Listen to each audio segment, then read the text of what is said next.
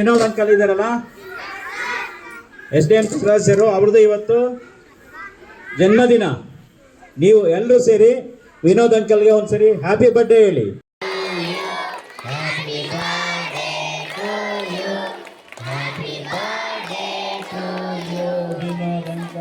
ಮಕ್ಕಳು ಚೆನ್ನಾಗಿ ಓದಬೇಕು. ನಾನು ಓದಿದ ಶಾಲೆ ಮರಳಿ ಸಮಾಜಕ್ಕೆ ಏನಾದರೂ ನೀಡು ಅನ್ನೋ ವಿಚಾರದಲ್ಲಿ ಹೊಸಬೆಳಕು ಟ್ರಸ್ಟ್ ಮತ್ತು ಶ್ರೀ ಸಾಯಿ ವಿನೋದ್ ಚಾರಿಟೇಬಲ್ ಟ್ರಸ್ಟ್ ಒಟ್ಟಿಗೆ ಸೇರಿಕೊಂಡು ಆರೋಗ್ಯ ಶಿಬಿರಗಳನ್ನೆಲ್ಲ ಮಾಡ್ಕೊಂಡು ಬರ್ತಾ ಇದ್ವಿ. ಹಾಗಾಗ್ಬಿಟ್ಟು ಇಡೀ ಆನೇಕಲ್ ತಾಲೂಕಲ್ಲಿ ಹೆಬ್ಬಗೋಡೆ ಬಿಟ್ಟರೆ ನಮ್ಮ ಸ್ಕೂಲು ಅಂದರೆ ಜಿಗ್ನಿ ಸ್ಕೂಲಲ್ಲೇ ಹೆಚ್ಚಿನ ಸ್ಟ್ರೆಂತ್ ಇರೋದು. ರೂಮ್ಗಳು ಸ್ವಲ್ಪ ಕಡಿಮೆ ಇದೆ. ನೆನ್ನೆಲ್ಲ ಮೀಟಿಂಗ್ ಆಗಿದೆ. ಶೀಘ್ರದಲ್ಲೇ ಇನ್ನೊಂದಷ್ಟು ರೂಮ್ಗಳಿಗೆಲ್ಲ ವ್ಯವಸ್ಥೆ ಆಗುತ್ತೆ. ಈ ಕಾರ್ಯಕ್ರಮಕ್ಕೆ ಆಗಮಿಸಿದಂಥ ಆಕ್ಸ್ಫರ್ಡ್ ಎಲ್ಲ ವೈದ್ಯರು, ನಾರಾಯಣ ನೇತ್ರಾಲಯದ ಎಲ್ಲ ವೈದ್ಯರಿಗೂ ಕಾರ್ಯಕ್ರಮಕ್ಕೆ ಸ್ವಾಗತ ಕೇಳ್ತಾ,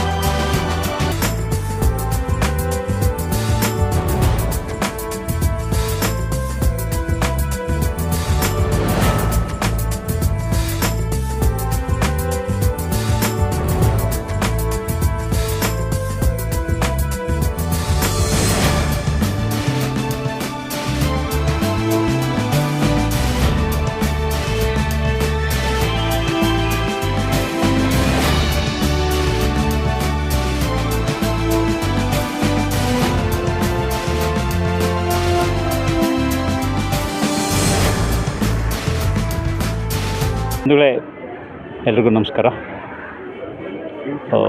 ಜಿಗ್ನಿ ವಿನೋದ್ ಅನ್ನೋದು ಸಮಾಜ ಸೇವೆಯಲ್ಲಿ ಒಂದು ಹೆಸರು ತಂದಂಥ ಹೆಸರು. ಅದು ಶ್ರೀಯುತ ಜಿಗ್ನಿ ವಿನೋದ್ ಅವರ ಜನ್ಮದಿನ ಇವತ್ತು.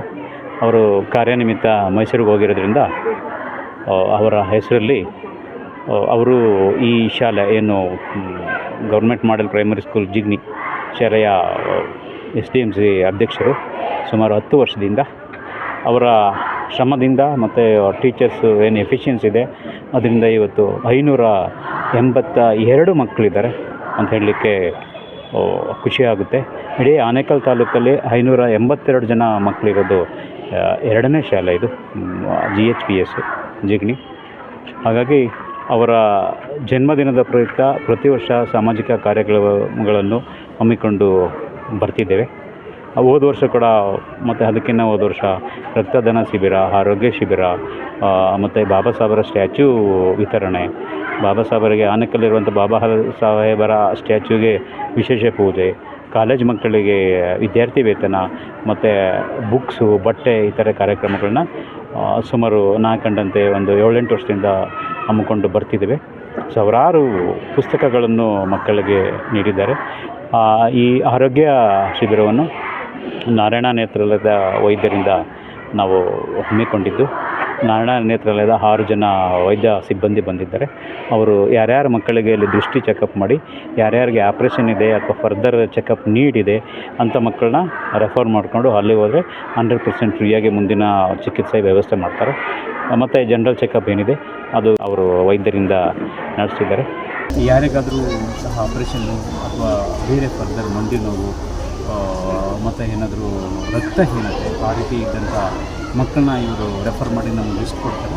ನಾವು ಹೇಳಿದ ದಿವಸ ಅವರು ಆಸ್ಫರ್ಡ್ ಆಸ್ಪತ್ರೆಯ ವೆಹಿಕಲ್ ಬರುತ್ತೆ.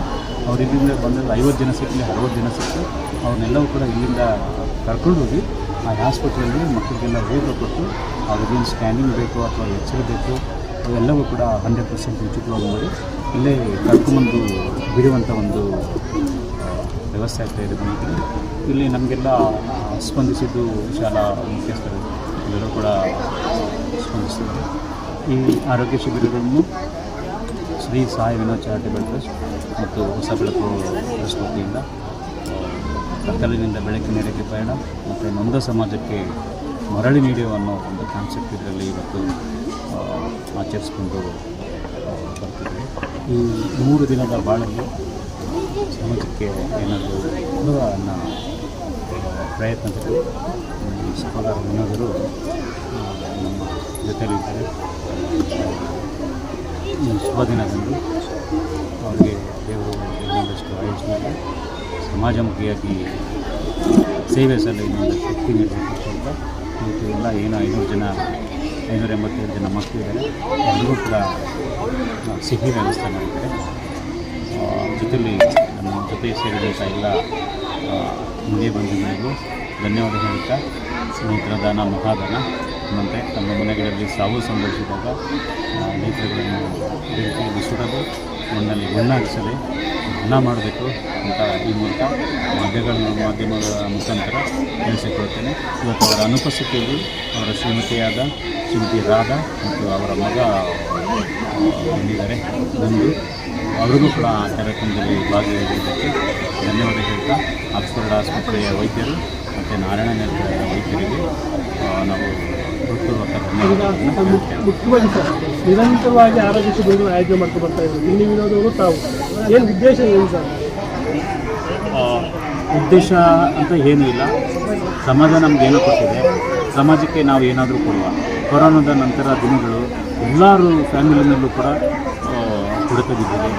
ಒಂದು ಕಣ್ಣು ಚೆಕಪ್ ಹೋಗಬೇಕು, ಡಾಕ್ಟರ್ ಅಪಾಯಿಂಟ್ಮೆಂಟ್ ತೊಗೊಬೇಕು, 800-900 ಫೀಸ್ ಕೊಡಬೇಕು, ಮತ್ತು ಕನ್ನಡಕ ಆರ್ಡ್ರ್ ಕೊಡಬೇಕು, ಇನ್ನೊಂದು ದಿವಸ ಹೋಗಿ ತೊಗೊಬೇಕು, 3 ದಿವಸ ಅವತ್ತು ಇದು ಮಾಡಬೇಕಾಗುತ್ತೆ. ನಾವು ಸರ್ಕಾರಿ ಶಾಲೆಗಳಲ್ಲಿ ಹೆಚ್ಚಿಗೆ ಆಗ್ಬಿಟ್ಟಂದ್ರೆ ಎಲ್ಲರೂ ಕೂಡ ಬಡ ಜನತೆ ಇರೋದು ಮತ್ತು ವಲಸೆ ಬಂದವರು, ಹಿಂದಿಯವ್ರ ಮಕ್ಕಳು. ಹಾಗಾಗಿ ನಾವು ಗ್ರಾಮೀಣ ಪ್ರದೇಶದಲ್ಲಿ ಈ ರೀತಿ ಒಂದು ಶಿಬಿರಗಳನ್ನು ಮಾಡಿ ಮಕ್ಕಳಿಗೆ ಎಲ್ಲನೂ ಆರೋಗ್ಯ ಸೇವೆ ಕೊಡ್ತಾಯಿದ್ರು.